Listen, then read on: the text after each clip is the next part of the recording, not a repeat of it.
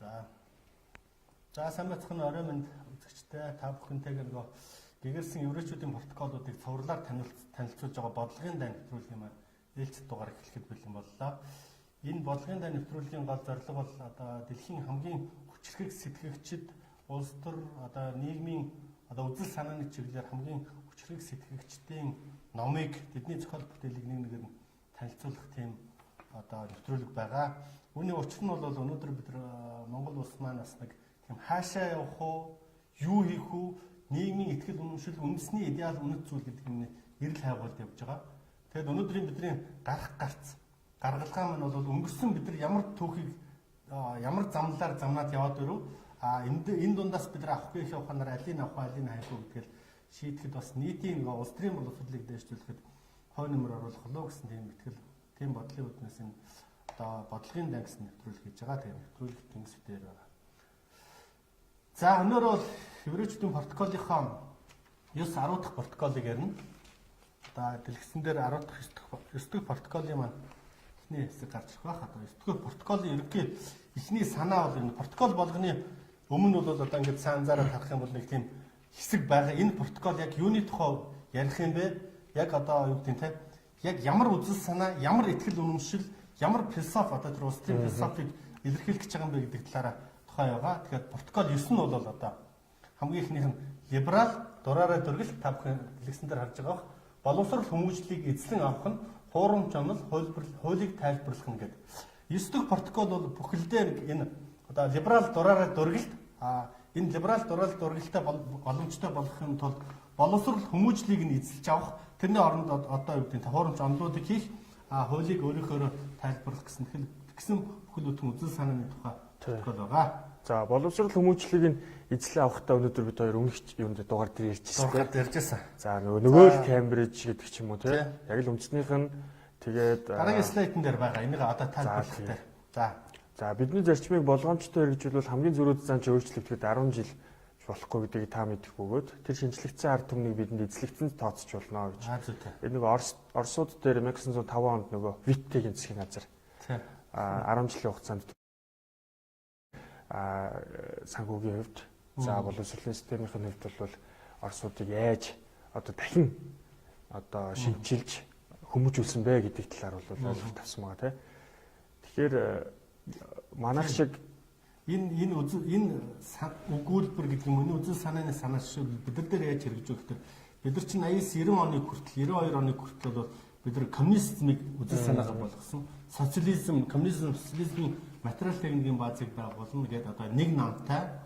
За тэгээд нөгөө жоохон тийм цензуртэй тийм нэгэн байсан. Гэтэл өнөөдөр энэ 92 оны шинэ үндсэн хуулиар ардчлал, олон намын систем, зах зээлийн систем гэдэг юм шилжээд орсон. За энэ үзэл санаа, энэ дуу хоолой гэхэд өнөөдөр бид маш богинохон хугацаанд нэг социализмын хугацаанд 70 жил бүтээсэн нийгмийн бүх баялагийг өрн таран хийсэн. Бүгдийг хувьчилсан, бүх үйлдвэрүүдийг сүйтгэсэн. Үндэсний нэг жоохон төлөвшөж ирсэн сэхэтнүүд, ёс зүй, соёл гэх бүх юм ингээд уналтанд орж болдог гэдгийг бол бид нар харж байна л да тийм. Одоо бол бид нар 90 оноос өмнөх монголчуудыг өнөөдрийн монголчуудаа ингээд харьцуулаад үзэх юм бол бүр ингээд цоо шин ард түмэн болсон байгаа. Урд нь бол бас нэг тийм улс орон, их орон, нийгмийн сайн сайхан, бусдынхаа сайн сайхан, нэг нь нийтийн төлөө, нийт нэгнийхээ төлөө гэсэн тийм сэтгэлгээнүүд байдаг байсан бол одоо бол бий болж болоо тийм үү? Энэ дээр бас нөгөө нарийн хийж байгаа үйл ажиллагааныхын гол чиглэл нь бол үндэсний үзэл үүдэх ч юм уу их оронч үзэлтэй тухайн улс үндэснийхээ эрх хэшгийг нь авч үлдэж байгаа хүмүүсийг зориуд олон нийтийн сүлжээгээр ч юм уу хэл мэдээлэл утаанд оромжилдог, за магадгүй хордуулдаг ч юм уу. Энэ талын асуудал бол манай жишээн дээр бол бас байгаа хэ тийм. Энэ дээр бол яг одоо тэгэхээр жишээлбэл ингэж юм л да.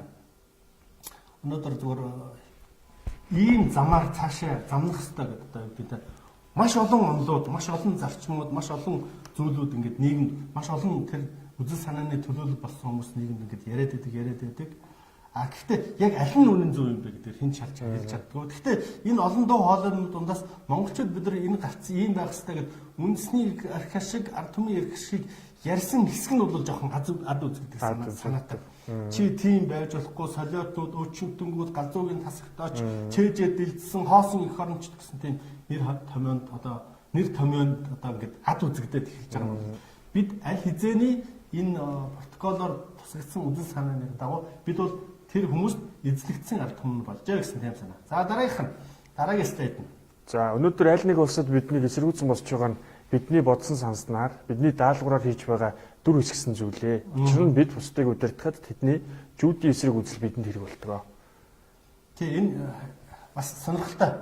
Еврейчүүд өөрсдөө энэ протоколоор тодорхойлохдоо энд бол бүр еврейчүүдийн эсрэг, жүүдүүдийн эсрэг үзэл санааг бүр ингээд нийгмийн бүх нийтийн үйл хэрэг болох бүх нь еврейчүүд үзэн ядах хэрэгтэй гэсэн тийм санааг төвшүүлээд тэр нь өөрөө өөрсдөд нь ашигтай гэсэн тийм юм дээр тоглолт хийж байгаа байхгүй. Тий, одоо нэг рок попын ертөнцид ч гэсэн юу гэж хэлэгдэх нь хамааргүй. Одоо сайнаар ч юм уу, муугаар ч юм уу хэлэгдэж л байхын чухал гэдэг ч юм уу, тий. За энэ Гитлер нөгөө 1928-29 онд шоронд багтаа баригдчаад шахалтанд орчоод миний тэмцэлгээд Mein Kampf гэдэг ном бичсэн тий. Тэгэхэд бол яг энэ протоколуудыг сөргүүлж тавьсан, уншичаад сөргүүлж тавьсан. Яаж явах вэ гэдэг талаар. Тий. Тэгэнгүүт тухайн үедээ бол Гитлерийн ч юм уу одоо Сталины ч юм уу тий том гүрнүүд ингээд бодлого нь ингээд биелж яхад эсрэгцээд еврейчүүдэд өөрсдөө өрөвдүүлэх хүслээр хандуулж байгаа олон нийтийг бүр ингээд өөрсдөө араас ингээд туйлшруулад гар дээр өргүүлээд ингээд явчихж байгаа нь бол маш тийм залтай овж арт юм л да.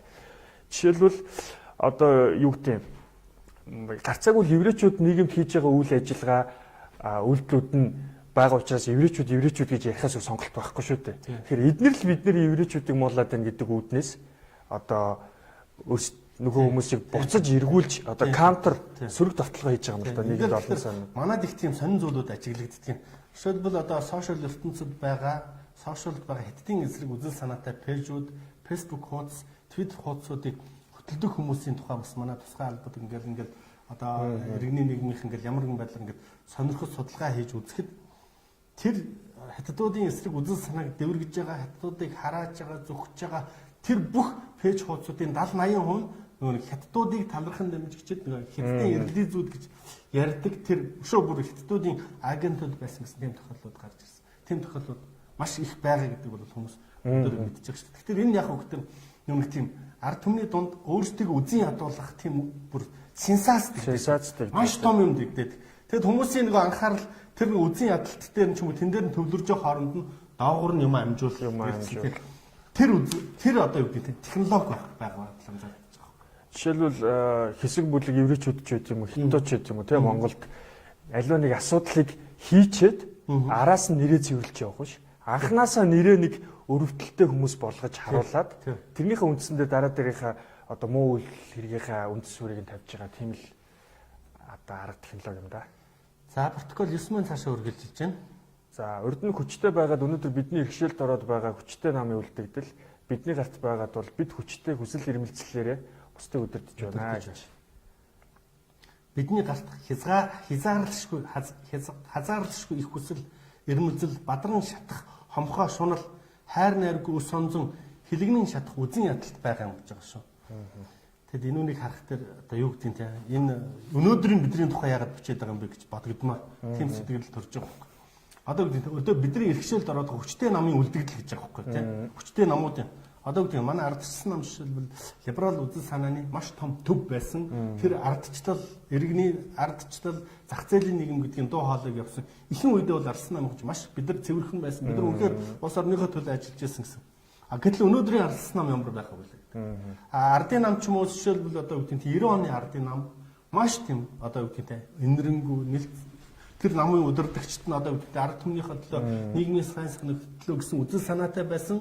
Гэтэл өнөөдрийн ардын намын лидерүүд юу болж байна вэ гэхээр зөвхөн мөнгө, эрх ашиг, албан тушаал гэдэг. Тэр намуудынхын гишүүнчлэр дамжуулаад 200, 300, 150 мянган гишүүнчлэр дамжуулаад тодорхой хүмүүсийн гарт нөгөө төрийн эрхийг, засгийн эрхийг, мөнгөний эрхийг авч төлрүүлдэг гэсэн. Тэгэнгүүтээ тэднийг цаанаас нь ингээд удирддаг.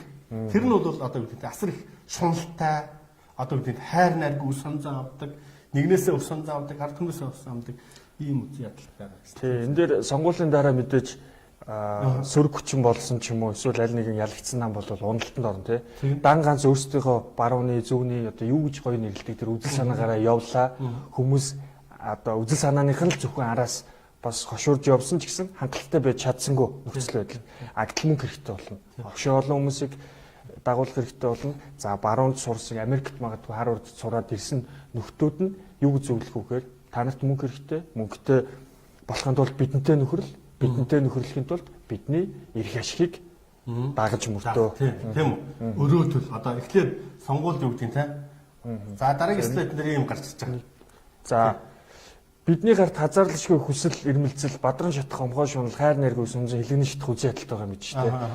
Жишээл монголчуудын хувьд бол хэдэн үеэрээ малаа хариулаа сайхан ингээ байцаа арт юм дээ. Бид одоо 3 дахь үеэсээ дээш юм бол эдгээр 2000 жил за түүнээс магадгүй хол жилүүдийн турш амьдралаа тисч гарах шалтгаан зөвхөн магадгүй үзий ядалт.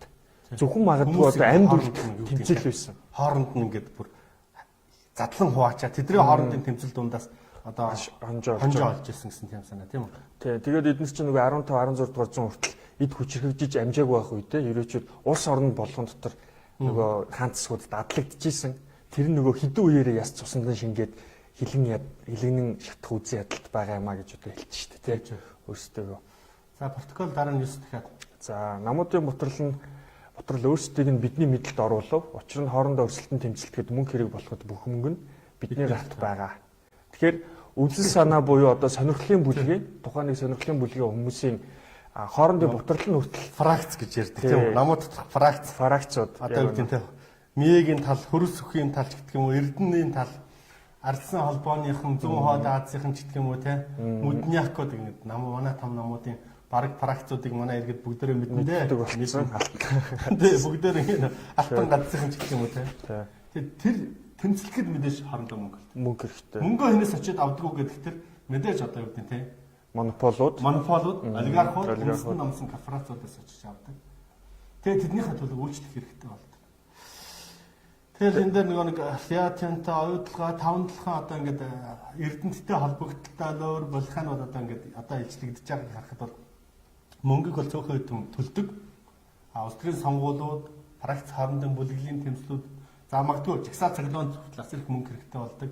Тэрийг цөөхөн хүмүүсээс очиж авдаг. Буцаагаад эрх мэдэл төрөхээр нөгөө хүмүүсийнхээ өрөө төлөх хэрэгтэй байна. Өрөө төлнө. Тэгээд эдгээр чинь өөрсдөө агентуудаар буюу мөнгө өгөх хүмүүсээ хэнийг сонгож авах нь өмнөдөө ярьсан шүү дээ.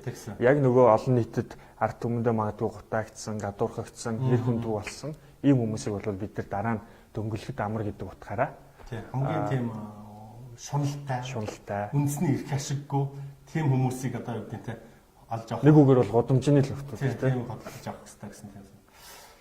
Протокол бол бүхэлдээ одоо нэг одоо юу гэдэг нь ард түмнийг дахин хүмүүжүүлэх тухай асуудал яригдаад байгаа байхгүй дахин хүмүүжүүлнэ. Нэгэнд бид нэг 5-10 жилийн дотор эзлээд авчна гэсэн тийм юм. Тэгэхээр протокол маань үргэлжилж байна. За, гойчуудын одоо бидний хэлж байна хаанчилж байгаа хараат хүч ард түмний сохор хүчтэй нэгдэн нийлвэс. Нийлхээс бид айж болох байсан.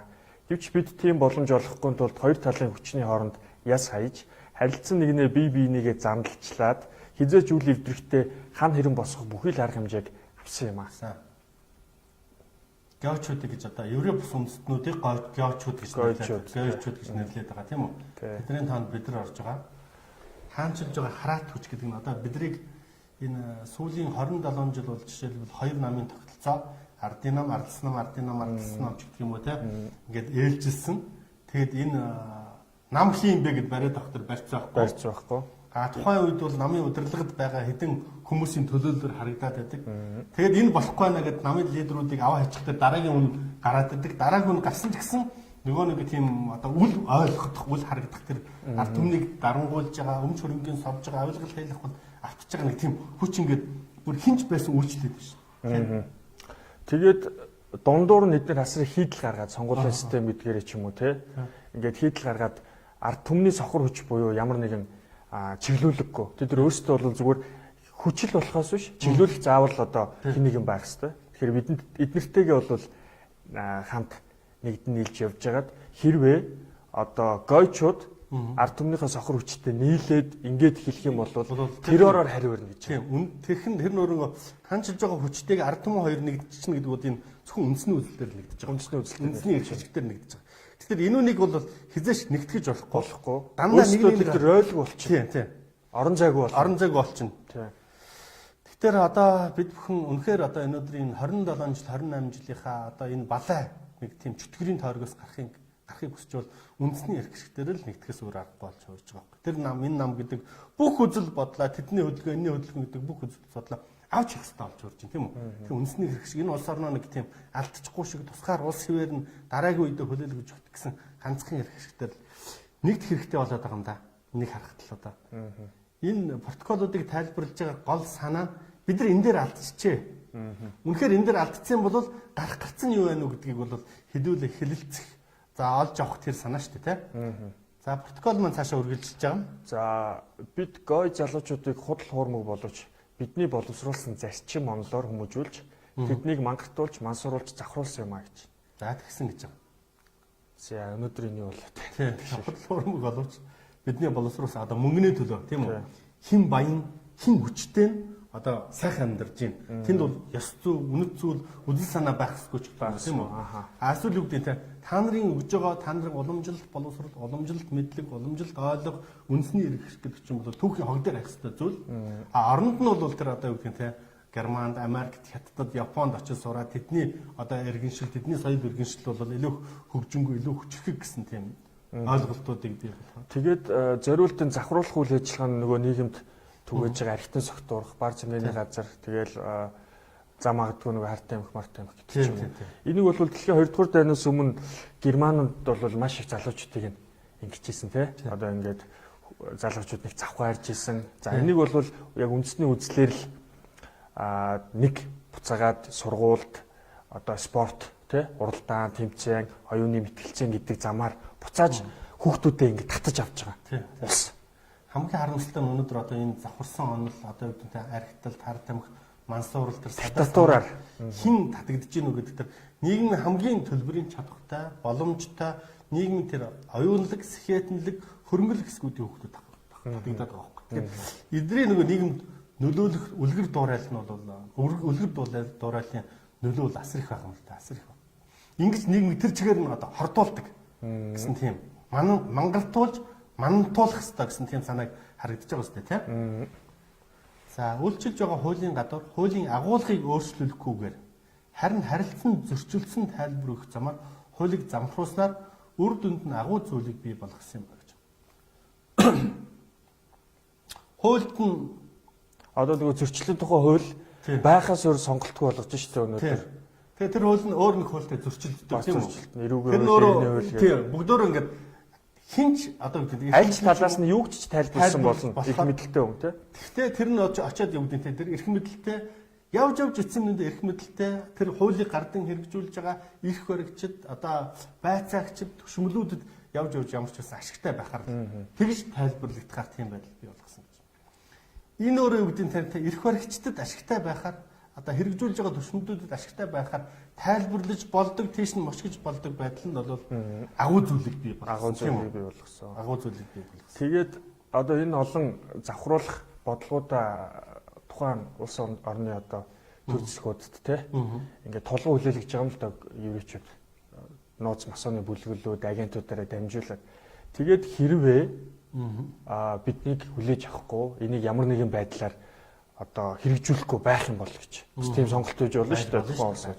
Тэгэх юм бол террор буюу за бүр маш тодорхой хэлсэн нь Москва, Петербургч гэдэг ч юм уу тийм том хотуудын газар доогуурх одоо метрогоор дамжуулж тэрийг нь дэлбэлж бид нар еврейчүүдийн хүчийг харуулна гэж терророор харуулна. Тэгэхээр нийслэлийг төрийн захиргааны албан бичиг цаасны хамтаар хонглоос дэлбэлэн устгах гэж бүр ингээд занлахилсан гэх бидний загвар. Тэр нөгөө энэ эдний эрх ашигт үйлчлэхгүй байгаа төрийг бүр ингээд устгах гэдэг шүү дээ тийм үү? Тийм санаатай болт. Бичиг баримтаг болчихоор яах юм замбрааг алдсан тий. Үндэсний ой санамжаа алдагдуулах гэдэг. Энэ бодлогод явж байгаа. За энэ маань ингээд эхлээд еврей хүн ингээд гараа бариад очиж байгаа тий. Нэг сайхан нэмс эхлээд биднийг дагаа карманда зоостой 9 дахь протокол өндөрлж байна. Тий. 9 дахь протокол, 10 дахь протокол нь.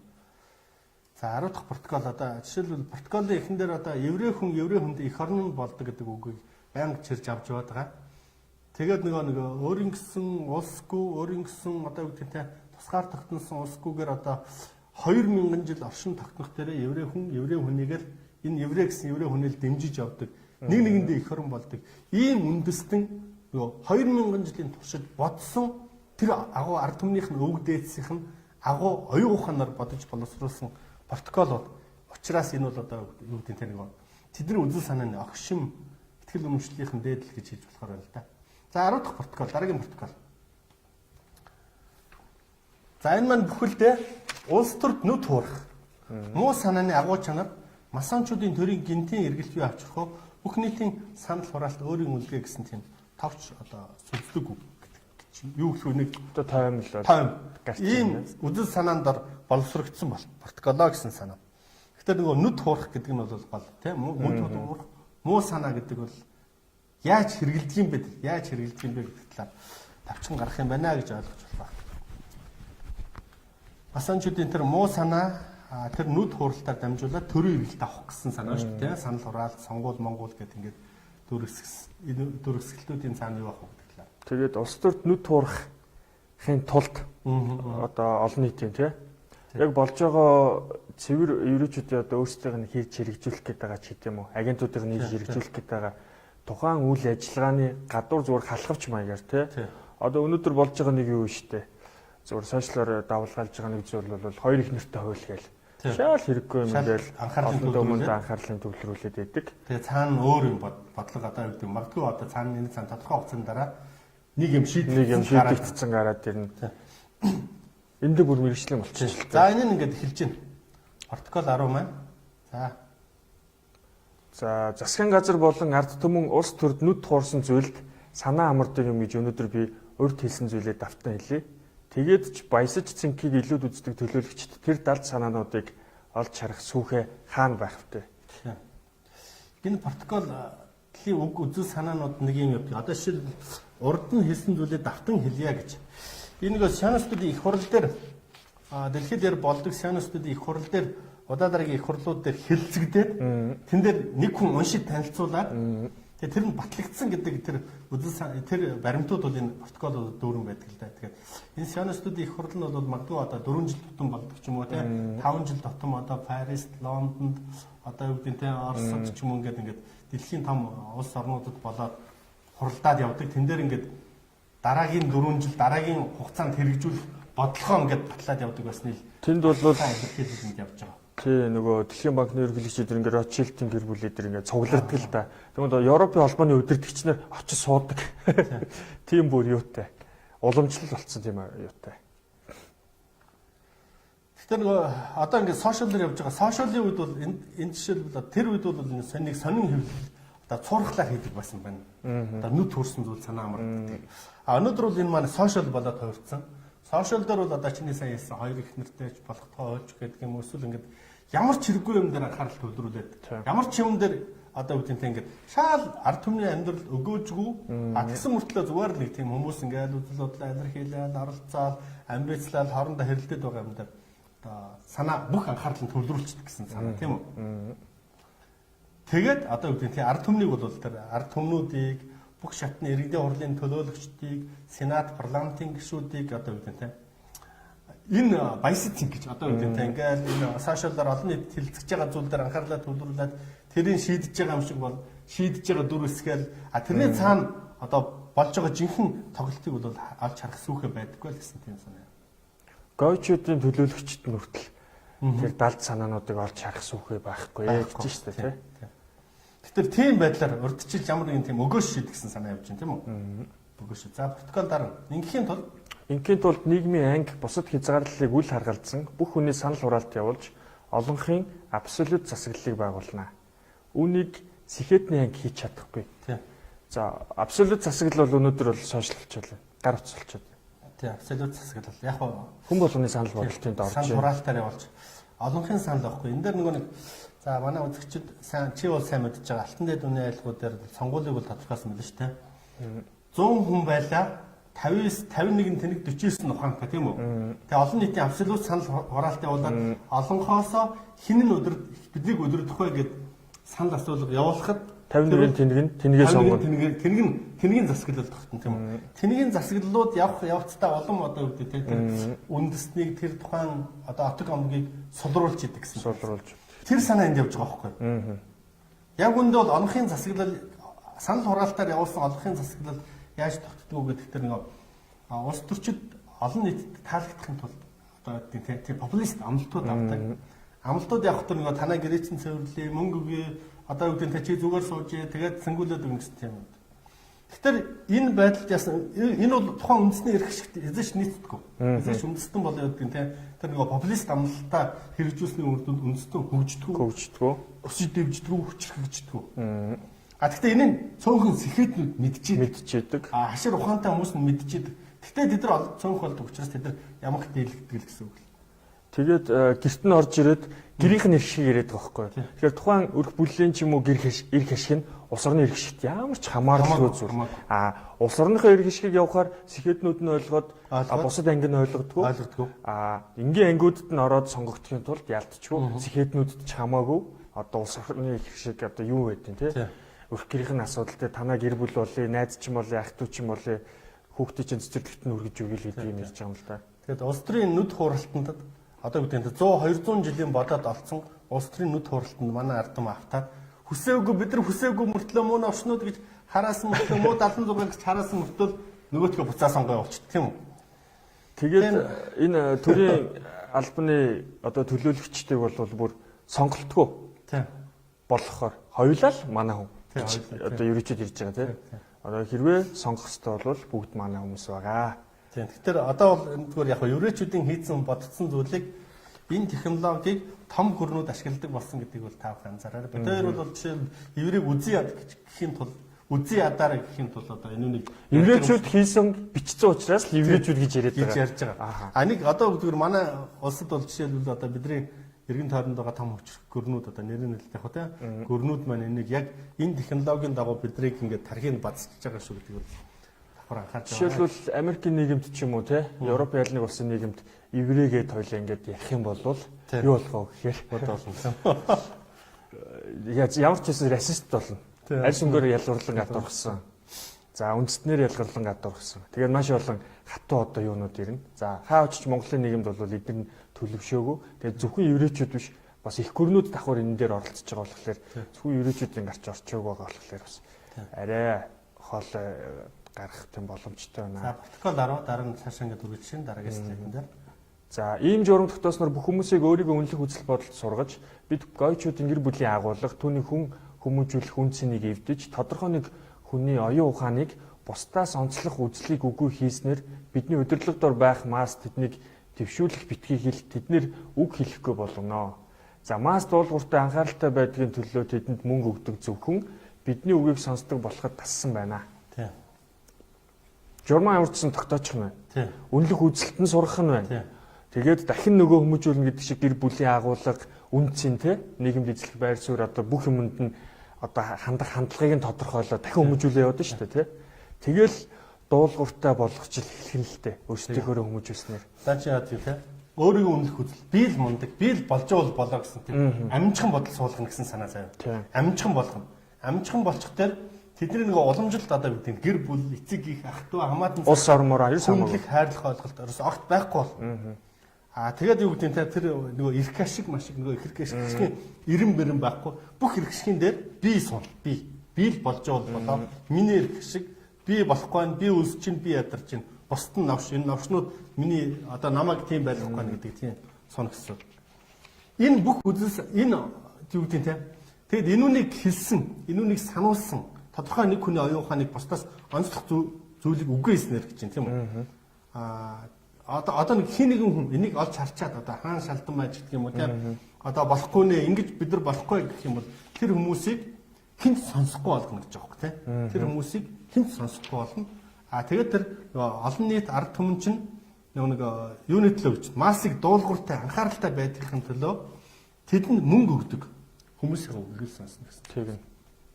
Мөнгө өгдөг хүмүүсийн үг гэсэн. Тэгэхээр яг нөгөө намын босоо тогтолцол харагдаад байна л да. Сонгуульд нэр дэвшигч намдаа өгнө. Намд босоо тогтолцоогоор тухайн шат хороо юундаа өгнө те.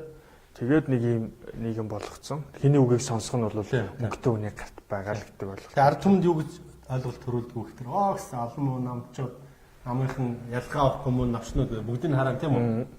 Тэгээд бүгдөө хамаагүй муу навчнууд учраас би хиндэн ч яадаг гэдэг ойлголт тийм үү? Тэр тэнд байгаа нэр дэвшиж байгаа ч юм уу улс орныхоо төлөө зүтгэж байгаа бүх хүмүүсийг бүгдийг харуулж ижилхэн нэг төвшний хар болгож чинь тийм. Хар бол. Тэгээд энэ дундаасаа хиндэн ч өгсөн яадаг гэж. Одоо захын яг юун дээр очиод зүгдийн иргэдийг сунгаж аваад хиндэн ч өгсөн яадаг. Бүгдөө навчнууд. Бүгдийг харлуулж байгаа. Тэгээд бүгдийг харлуулад бүгдийн ижил төвшин шавартай хутгаа ажигдаад одоо тэрээс хин чамх гэдэг гэсэн. Хин чамайг гэсэн. Тий. Хин чамд хурал ботоо өгсөн гэдэг рүүгээ ороод эхэлж байна. Тэгэхээр одоо явахтар чи тэгвэл энэ адилхан юм бол хинд явахтар өөртөө ашигтай. Бүхний дээр нөгөө биеийн үзэл суудсан учраас чамд өөртөө ашигтай тухайн цаг үед өнөөдрийн чинь өөшгийг өгсөн тэр хүнийг л сонгосон санаа болж байна. Тийм учраас өдөр тутмынхын саналыг мөнгөөр худалдаж авна. Энэ мөнгөөр худалдаж авснараа бид нар нөгөө ард түмэн засаглах эрхээ арилжаална. Засаглах эрхийг худалдаж авсан хүмүүс бол тэр хүмүүсийг тийм одоо тэжээвэр хурах, өгшний хурах гэдэг шиг тийм мөнгө өгдөг зөвхөн тэр мөнгө авсан хүмүүсийн үгийг сонсдог болоход дасан зохицуулах. Тийм засаг гэсэн тийм санаа. Тэгэл бид нар нэг иймэрхүү замаар явчихжээ. Тэгээд ард түмэн одоо тэгээд одоохондоо нэг жоохон тогтвортой бодоосоо байлаа. Одоо манай зурагтаар сүүлийн үед хүмүүс мөнгөний өгсөн, мөнгөний өгчөөд өөр сонголт хий гэдэг юм ярьсан байна. Тэгээд эн чинь бол тэгдгүүм л та мөнгөний нэг авсан бол тэр чинь өөрийгөө нөгөө бие үнэлэх тийм яхны сэтгэлийн хүнд суучдаг.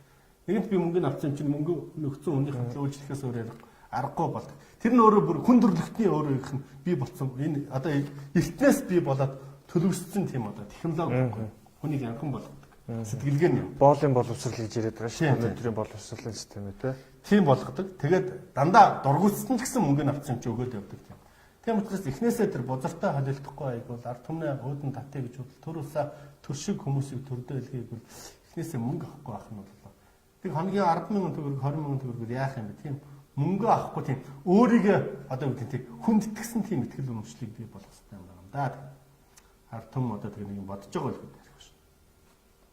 За дараагийн слайдн дээр тэдний лидерүүдийн оронд бидний тавьсан манай төлөөний хүмүүсийн удирдлагаар л хөдөлдөг тийм сохор хүчийг бид бий болгоно. Тийм ба. Эдгээр лидерүүдээс тэдний авах цалин хөлс, тэдэнд хаяг хаялга, элдв хангамж бүр хамаарна гэдгийг мэдэх учраас ард олон энэ дэглэмтэл захирагдана. За бүр нүдэнд харагдтал бичсэн юм байна. Нүдэнд харагдсан тийм үү. Одоо бол гараал явхад бол энэ харагдчихлаа. За сум дээр харъя. Хорон дээр. За сум дээр харъя. Сум дээр очиход бол сум сургууль төгсөөд очиж байгаа хүмүүс сумдаа нэг жоохон гайгүй ажил үүснэ гайгүй одоо медаль хүрчиж магадгүй гэж бодож байгаа ч юм уу эсвэл ямар нэг одоо ажилтаа болъё нэг манаач шултгаа зөвлөгч шултгаа олчихъя гэж бодож байгаа бүх хүн 2 намд хуваагдсан байгаа тийм үү. Тэгэд өөрөөр бодож өөрөөр сэтгэх юм бол хоолноосоо сална. Хоолноосоо салчих гэдэг. Хоолноосоо салах учраас тэндээсээ нэг тийм хар тамхинд орсон хүн шиг нэг юмнаас ингэж хамааралтай болоо. Тэгэд энэний шүмжсэн хүмүүсийн дандаа гадуурхан, одон над оруулахгүй, шал цалин мөнгө өгөхгүй, одоо үгүй хоролч чуулганд оруулахгүй, янз бүр ингээд айчмар гадуурхаад явдаг тийм. Тэгэхээр зөвхөн одоо үгүй тэр ингээд өвчний хург гэдэг шиг хаана хоол байна, хоолны хонх дугарж ин тийшээ гүдэг тийм бүхэл бүтэн тийм хар хүчийг бий болгох гэж байгаа тийм. Хар хүч, хар маасыг тийм сохор хар хүчийг бий болгох. Хонх чингэнлээ очоод хүн байна уу, мал байна уу, барьж идэх нь ерөөсөө хамаагүй болж байна тийм хар хүчийг бий болгох.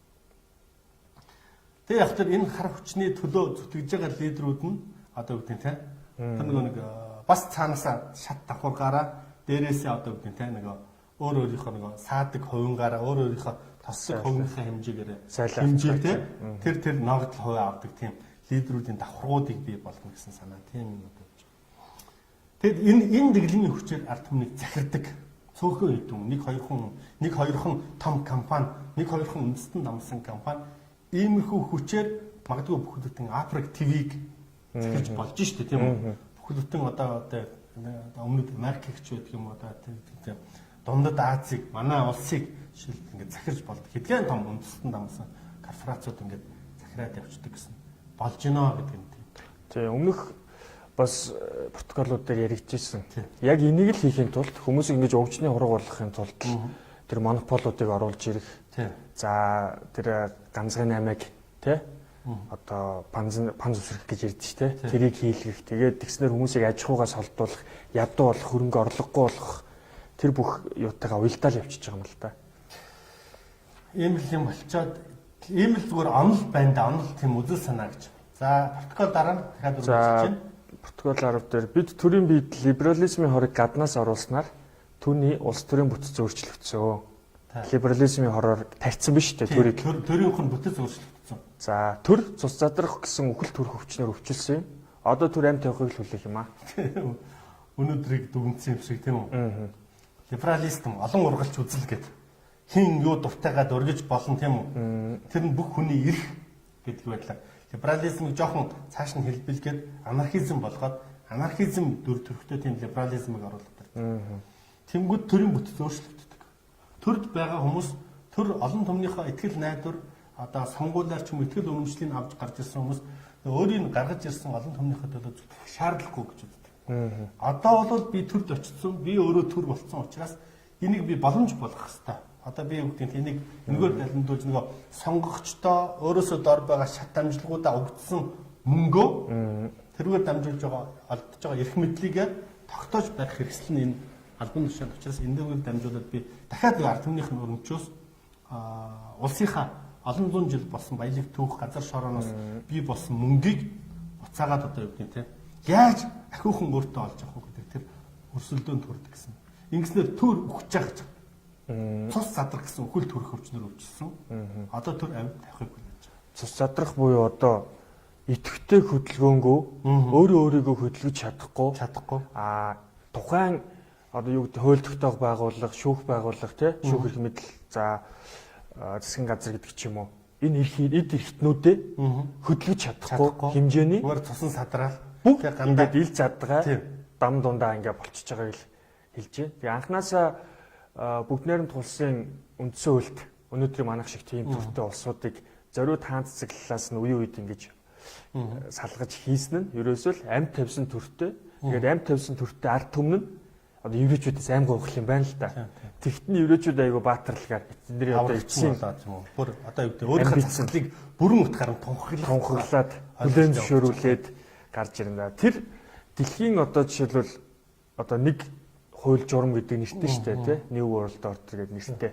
Тэр еврейчүүдийн одоо дэлхийн хаан тусыг байгуулахын тулд тэрнээс өмнө бол бүх ард түмнүүд одоо шалтаа буугаад тэгээд еврейчүүдээс л амьдрал гоох л ийм л юм эдгээр одоо хүсэж байгаа гэдэг юм уу тий. Гол амбиц нь. Тэгэд яг протоколуудыг одоо манай монголчууд маань өөрсдөө унших юм бол энийг маш сайн ойлгоно энэ хоёр одоо юу хийдэг байгааг гэж бодож байна. За, протоколоо үргэлжлэснээр нэгээс өдөөд хоёлоо ярьчих тий. Одоо 10 орчим минут үлдчих шиг байна. За, үндсэн хууль нь болохоор эвдрэл, задрал, бутрал, хэрүүл маргаан, санал зөрөлдөөн, биегүй хос намуудын суртал ухуулга, намуудын чиглэл хандлах гэх мэтийг үүсгэдэг гэж. Энэ бол өнөөдрийн бүгд найрамдах үндсэн хууль араас нь дарж л хийдэг зүйл. Үндсэн хуулийг бүр эхнээс нь ийм байхаар тохируулсан санаа.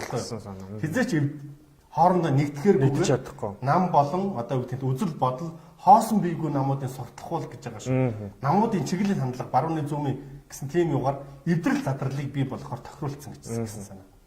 Нэг үгээр хэлэхэд төрийн үйл ажиллагаа бие даасан хэмжгүй болгодог гэдгийг та бүхэн сайн мэдэж байгаа. За нөгөө цус задрах өвчтөний ярьж байна тийм. Бие даасан өөрийгөө авч явах чадамжгүй болсон. Заавал гаднаас амт тариа болсон доллар орж ирж хөдөлж идэг. Тийм. Тэгээ дандаа өр өсөж идэг. За бид төлөвлөсөн ажиллагаагаа чухам ийм үр дүнд хүрэхийн тулд ерөнхийлөгч болох хүнээр урд өмнө илрээгүй харм үйлдэлтэй буюу ямар нэг булгаатай хүнийг төлхнэ гэж байна. Энэ дээр бичсэн байгаа үг шүү. Одоо юу гэдэг нь бид яг л үгээрээ тий говуулж юу гэдэг нь өнөөдрийн цаг үеийн нөхцөл байдал тохируулж өөрчилсөн юм бол байхгүй. Тэгэхээр бид илрээгүй харм үйлдэлтэй буюу үр дүнд хүрэхийн тулд гэж байгаа шүү. Үр дүнд хүрэхийн тулд. Илрээгүй югтэл болоо гэж байна. Тийм югыг бий болгоно гэсэн.